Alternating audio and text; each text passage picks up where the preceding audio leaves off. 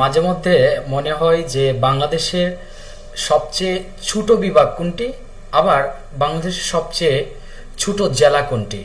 এখন এখানে আরেকটা কনফিউশন আছে যে আয়তনে বাংলাদেশের সবচেয়ে ছোট জেলা কোনটি, আবার জনসংখ্যায় সবচেয়ে ছোট জেলা কোনটি, আবার আয়তনে সবচেয়ে বড় জেলা কোনটি, জনসংখ্যায় সবচেয়ে বড় জেলা কোনটি।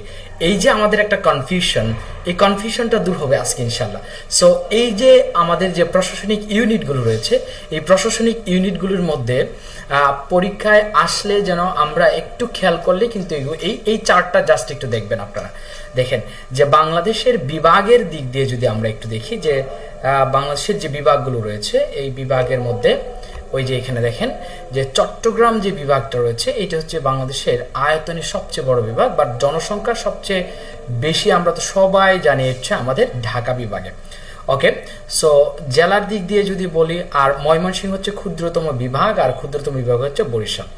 ওকে, জেলা, এখন আমরা আসি জেলা। যদিও আমরা জানি 64টা জেলা আছে আমাদের বাংলাদেশে, কিন্তু আয়তনে সবচেয়ে যে বড় জেলাটি রয়েছে সেটা কিন্তু রাঙামাটি, এবং আয়তনে সবচেয়ে ছোট যেটা সেটা হচ্ছে নারায়ণগঞ্জ জেলা।